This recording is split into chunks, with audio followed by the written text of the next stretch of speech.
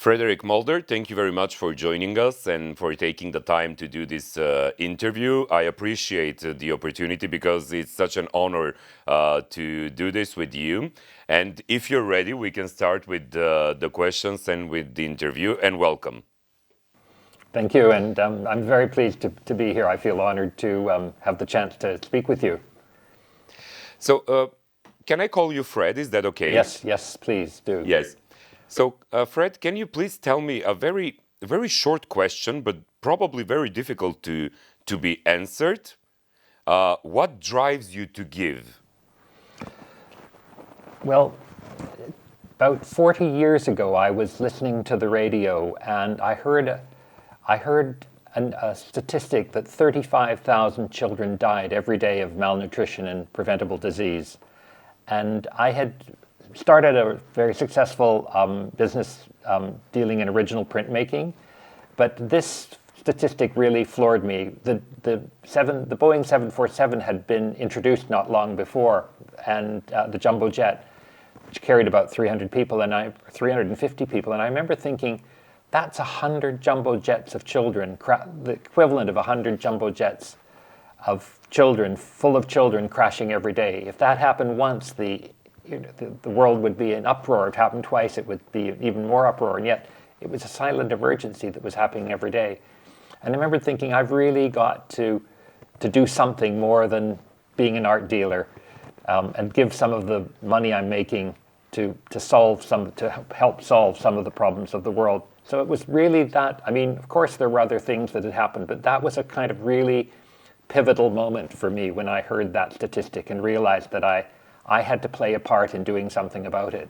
Tell me, Fred, when we are talking about the drive for giving, there are a lot of people that have these urges to give, that have these drives to give to the others. Is there anything else that you can share with us, only not just the beginning of your giving career, if we can say that, but also to explain what does this do to you? How does this affect you? I think it gives my life a purpose. I mean, of course, it would be easier not to give in some ways. It introduces a whole element of complication to one's life. You have to think about new things. You have to use your money well in a way and not just spend it all on yourself or your family. But I would say it gives me a reason to get up. It also gives me a reason to get up in the morning. There's that kind of sense of life having some purpose, as well as just kind of taking care of yourself and those who you're responsible for and that you love. So it's more of I won't say a pleasure, but it's a positive thing rather than a terrible burden, being wanting to make a difference in the world. Can you tell me, please, when it is easier to respond to demands for donations, why did you set up a foundation? I wanted to have, of course, when I started, I did kind of just respond to demands. But I quite quickly realized that I wanted something that had a kind of sense of solidity. And setting up a foundation means there's something permanent, something into which you can put a lot of money in a good year and spend it out over gradually, and something that demands a degree of thought and planning and strategy. Whereas if you're just responding to what people ask of you, then you don't really have a direction, and it's really difficult to be sure that you're making a real difference. You know, you're pleasing the people who ask you, but that's not what it's all about. So, no, I just think it's important to give. I mean, it's fine to, when I started to give, I was a bit like a kid in a candy store. It's, I like this, so I could make a difference here. But you soon realize that if you're really going to make a difference, you have to narrow your focus to a few things that you can actually have a real impact on and concentrate on those, which means saying no to a lot of things as well, which is difficult, but it's simply got to be done. Fred, we live in a world where there are a lot of people asking about something. There are a lot of demands. There is a lot of need for someone to receive something, to be donated to. So this is probably, as you've said, very difficult to you.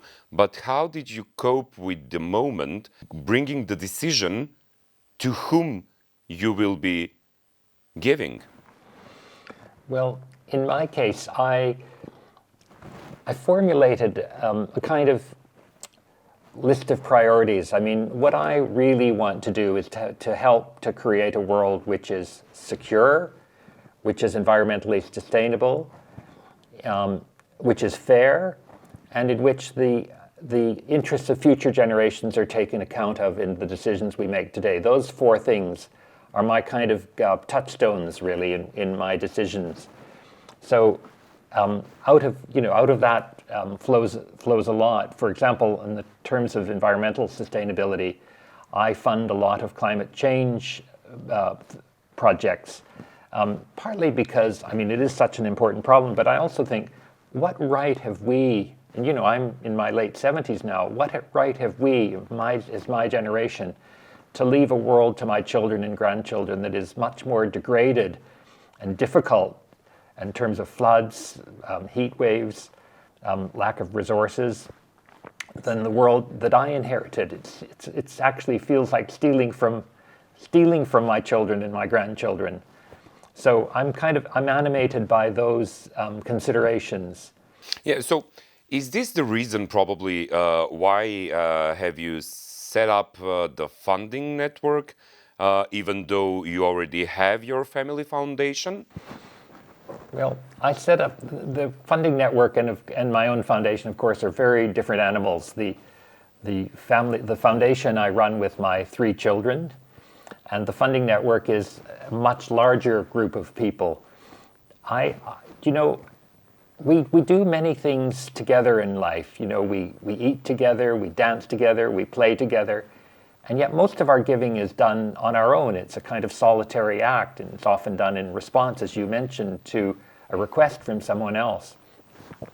So I wanted to make the process of giving money away, making a difference in the world, a bit more like the rest of life. So to do it together. And I also wanted to set up an organization that gave people a choice about projects to support. Usually if you're asked by someone for a donation, you either say yes or no. Whereas I wanted to create a structure, and a structure where more than one project could present in an event. And at some point we'll talk about how Tiffin works. Could present a project at an event, but there wouldn't only be one project. There would be several projects to choose from. So one might resonate with you and another might not. I actually wanted to make charitable giving a bit more like being in a public marketplace. You'd never go into a shop where there was only one object for sale. In the commercial world, you always have a choice of what you're going to buy and what you're going to leave behind. And I wanted that to be true of the charitable world as well, because not everything is going to resonate with the same people.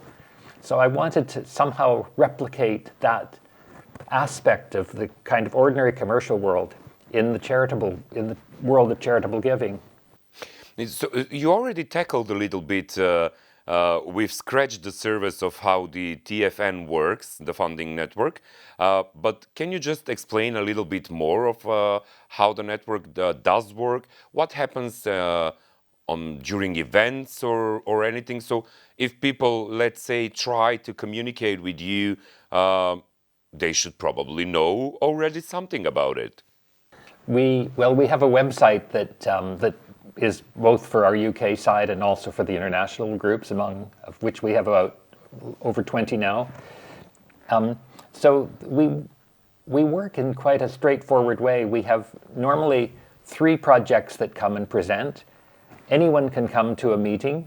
Each project asks for the same amount of money. In the UK, it's £10,000. In other countries, it's usually much less.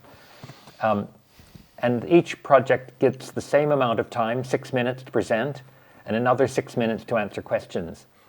And at the end of the 3 presentations, we let the charities go because they've done their work. And then we have a public pledging session where people call out their pledges, Mary £100, Joe £50, whatever, Steve £500.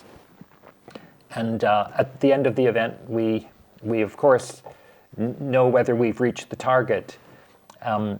So that's in a nutshell how it works. So only 6 minutes. Well, for a start, we felt that 6 minutes is probably enough to make your case, and also if you're presenting, if you've got 3 projects each presenting for 6 minutes and another answering questions that's almost 40 minutes, and that seemed like a good period of time to keep people's attention. And I think it's actually... that is quite enough. I agree on that. That is quite enough. And I think it's actually quite a good discipline to learn to make your case in 6 minutes. And we also thought... Agreed. The other thing is that we're very, very strict about time. I've been to too many charitable events where things run over and the charity presenting or whatever it is doesn't kind of respect that they're talking to busy people. So we actually have a little bell that rings at 5 minutes and another that rings at 6 minutes. And that's actually, I think it's actually increased people's trust in us that we keep such good timekeeping. So. Yeah, I like the part of having the discipline, because this is probably something that we lack nowadays. And when we are talking about the lack of things, there is this very, for me personally, it's very unusual, but I see the world where we live in. So nowadays, how do you think that philanthropy can help deal with social challenges? And my previous comment was regarding this second part of my question. Why isn't that the work of the governments? Well, I kind of think of it like this. Imagine a river a fast-flowing river, and then it comes to a sheer drop of falls. And imagine people falling over these, being washed over these falls and either dying or being injured. It seems to me that the work of government is often concentrating on people who've already fallen over the falls. They're picking up the pieces at the bottom of the waterfall or whatever it is. Whereas I think actually the place of philanthropy is upstream, not downstream. Upstream, it's preventing people from being washed over the falls in the first place, which may be by building a barrier, it may be by diverting the course of the river, it may be by developing a way for plucking people out of the water. But I just think that I think it's much more interesting really to try to prevent something bad happening than to try to fix it once it has happened. But governments do seem to be devoted to waiting until the bad things have happened and then trying to correct things, rather than spending scarce resources, whether it's money or time, on preventative actions. Whether that's war, climate, imagine see what's happened with climate. If we had addressed the issue of climate change seriously 30 years ago, we'd be in a very different position than we are now. Yeah, true that. Fred, can we explain the important role of the civil society organization, of the CSOs, as recipients of donations and support? Because this is very natural for me for this following question after the previous one, because these civil society organizations are doing everything in their power that they have to support the citizens, to support the causes, to support everything. But also the CSOs need support and donations as well. Well, when you get into this world and you see what needs to be done and you think, can I do this myself? What kind of difference can I make? And of course the temptation is to think I ought to do something about it myself, but I very quickly learned that my skills are elsewhere than in feeding people or environmental activism or whatever. True. I've been successful financially in my business, and I'm much better off finding people who are doing this work and supporting them than trying to do something myself. So I think that CSOs have an incredibly important role to play. They in a way, they're doing what I would love to do, but I couldn't do it as well as they can. So I'd much sooner support someone else to make it the kind of difference that needs to be made. I'll help to support that, but I'm better off doing that than trying to do it myself. Yeah, but when we are talking about this, there is also a very big importance that should be noted here, that probably the most successful stories of the success stories were the ones of the personal success of individual philanthropy. So can you please give us a little bit more info about your personal story, about your personal philanthropy? Because I truly do think that people will be inspired by someone's personal success and story. Well, after the episode that I started, that I told you about, where hearing the statistic about 35,000 children dying every day of preventable disease and malnutrition, I started to give money in a reasonably serious way. And then a couple of years later, I set up a foundation, and I was able to give usually kind of £30,000 a year. And then I've been mainly a Picasso dealer, and I was fortunate enough to be able to compile the most important collection of Picasso lino cuts in the world, because I knew that came out of nowhere, Picasso dealer. Well, yes, I didn't. I've never done an I've never done an art history course in my life, but I started to collect when I was at university, and I got hooked and decided that instead of going and being an academic, I would be an art dealer. Please, I would like to hear more about this. Please do continue. And anyway, just to continue part of the story, when I had finished compiling this really important Picasso collection and bought much of the estate and private collection of one of Picasso's printers, I managed to sell it to someone in Saskatoon, Saskatchewan, which is the town where the city where I did my first undergraduate degree. I'm Canadian, but although I've lived in England now for more than 50 years. And at that point, I sold it for $20 million, and I was able to take half of that and put it into the foundation. So that meant I could play at a very different level. I went from being able to give £20,000 or £30,000 a year away to giving £500,000 a year away. So, and it was at that point that I really realized that I had to be more strategic. So I've hired a part-time director. I brought all my 3 children onto the board, and it's been an interesting ride.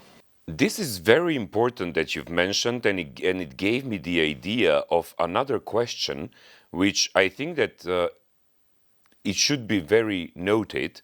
Is there a line to be drawn between humanitarian giving and also strategic philanthropy?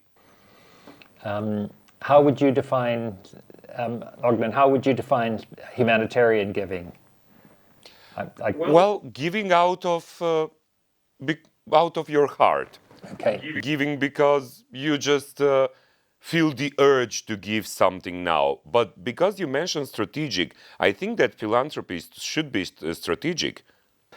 Yes, I mean, there are people, there is this common dichotomy between head and heart, and I think the best philanthropy starts, of course, with a sense of wanting to make a difference in the world, which is a heart thing. But I think then really you've got to use your head in finding out where the best place is for the money to go. I helped to fund in its early days something called the effective altruism movement, which is a movement that actually is very kind of data driven. It's based on kind of utilitarian principles about how you help the most people the most in the world, and so I helped to fund that. And climate change doesn't actually make a difference to that many people today, but down the line, 20 years from now, if we're able to make big differences in decarbonizing the economy, in helping with mitigation and also people learning to adapt, that will, the rewards for that kind of philanthropy may not be here today, but they will be in 20 years. So I won't live to see them probably, but that doesn't, that's not the issue really. So I think you need both. I think you need both heart and head, really. Thank you for that explanation, because I truly believe that it was very important to be expressed. Fred, I have very few questions left, probably even one or two. How do you come up with ideas such as the giving circle? And I'm putting an exclamation mark here, especially about the giving circle, and other crowdfunding initiatives. And don't they compete with your foundation? Well, I don't see the funding network or other giving circles to be in competition with my foundation. we do very different things. I didn't invent the idea of the giving circle. That was something that was well before me. There were a lot of small kitchen table giving circles, particularly in America, but they had small amounts of money. You had to be part of a group that people knew you and invited you to belong. Whereas I wanted to when I set up the funding network, I wanted something that was public, that was transparent, that that people could come in at different levels that didn't need very wealthy people. So I wanted to create something that was a different kind of animal, a kind of crowdfunding, but done publicly. And the fact that we do things publicly, and the fact that actually we have a public pledging session at the end of each meeting, I think is part of what's really interesting about us, because having public pledging means, first of all, that people realize that giving is on a kind of continuum. Some people are wealthy and can pledge a lot. Some people are not at all wealthy and can pledge only a little. But in the funding network, we concentrate on the total amount of money raised, not on who gives what. And I also think that because because the pledging session's a little bit like an auction. I'm an art dealer, so I've been to dozens, maybe hundreds of auctions in my career. There's something about an auction where you realize that unless you make a decision now and act, make another bid, for example, in an auction, you lose the object. And the funding network's a little bit like that. Of course, it's not an auction, but there is that. We try and engender that sense of immediacy in the funding network. Like, this is our moment to make a difference. Let's make this project happen, rather than going home and thinking about it. Because I've been to too many charitable events where there's a kind of general ask, but then you go home and you're not sure whether to give, and then the bits of paper gets lost. Whereas the funding network, we try to make it all happen in one evening, and I think that's a powerful part of it, and I think it's a reason we've been so successful. Fred, I see this moment of giving, this moment of support. I see it a little bit as some enchanting circle where everyone giving support needs support, everyone donating needs donations.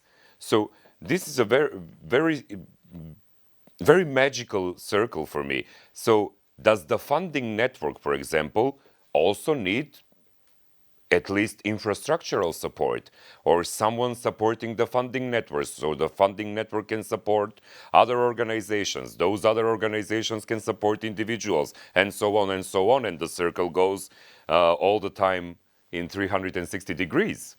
Well, of course we need funding. We get quite a bit of our expenses, but we take a small levy on grants. We have a membership fees, but that doesn't pay for all of our expenses. So we have a small group of people in the funding network who actually help to support the operational costs. And we have some grants, some outside foundations as well that support us. We have what's called the Swan Appeal every 2 years. I like to think of there are charities that spend all their time asking for money for themselves, whereas I wanted us to be kind of concentrate on raising money for the projects that came to Tiffin. But of course, we need to pay for our own operational expenses. So every 2 years, we have what's called the Swan Appeal, where we actually show the people that underwater, like a swan, we're paddling madly to keep going. But on top, we're sailing serenely along. And I must say those appeals have done very well, because we have a group of people who not only understand the importance of supporting social projects, but see the point of continuing to support the funding network, which makes it, all of this possible. And in fact, my own foundation continues to support many of the international groups. We have this program where we'll give us it's only a €1,000 grant, but we'll do it 3 times for any organization anywhere in the world that wants to have a first event or has an event on a new theme or something. So we've continued to do that over the years. So yes, we need support as well. But we found clever and interesting ways of achieving that.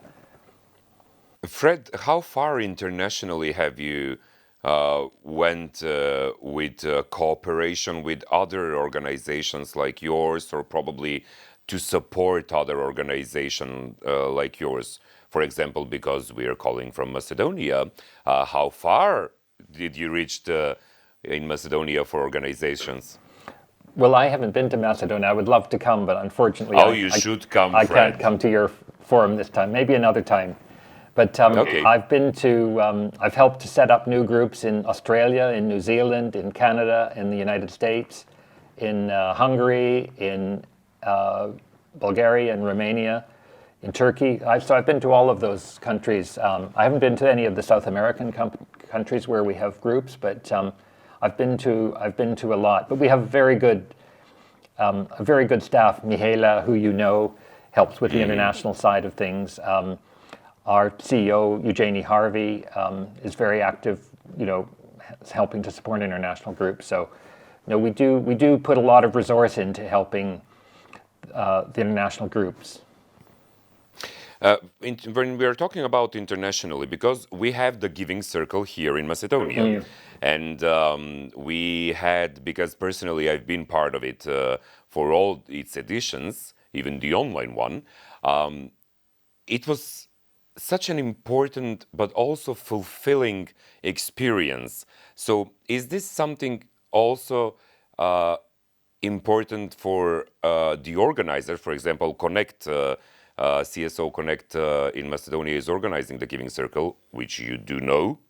And for everyone, when they leave this event, to be fulfilled. Well, yes, it's very important. I mean, I love the funding network. I love the fact that people are getting together to give money to social projects. It leaves me with a good feeling at the end of the time. I love that sense of having a purpose. And I think this is, as far as I know, this happens in many other places. I love tuning into the events on which you sometimes streamed on the internet of organizations outside the UK. I've tuned in on ones in Russia, in Australia, in New Zealand, in Romania. And although I don't understand, of course, some of the language, you have that same sense as when you watch an event like that, of people actually having a very pleasurable and time, but doing something important as well, which is supporting social change projects. So I think it's very important that people leave an event feeling that they've enjoyed it and they've done something important, not that money was forced out of them or whatever. So, and I think we've been reasonably successful in creating that kind of sense in our events.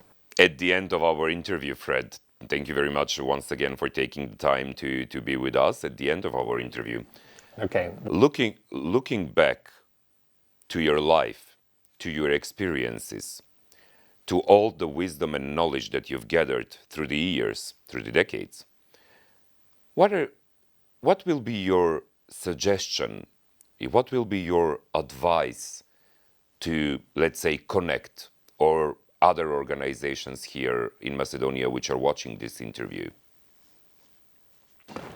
Well, I don't know too much about what you're doing specifically, but obviously you've had more than one event, so you're doing something successful. So I would say, keep going. Make sure that you keep the thing fresh. Find new ways of doing things. Look for new places to have events. Certainly involve your givers in choosing projects and in perhaps being part of the event itself. I think you've kind of don't let yourself get into a rut, but enjoy the process and realize that although there are many problems in the world and we're not solving all of them, we are making a difference to some people. We've now raised something like £17 million over the 20 years. And so we must be doing something right. So just keep going. I think that's what I would say. Frederick Mulder, thank you very much for taking the time to be with us and for sharing your personal stories and successful experiences from the funding network and your family foundation. And I really love the part with the Picasso art dealing. So I think that we should have you here in live sometime in Macedonia so you can explain a little bit more and take questions from the audiences. Okay, well, maybe we will do that. Good. Okay. Yes, thank you very much, Anyway, Fred. very nice to speak with you. Okay. Thank you very much. Okay, bye-bye.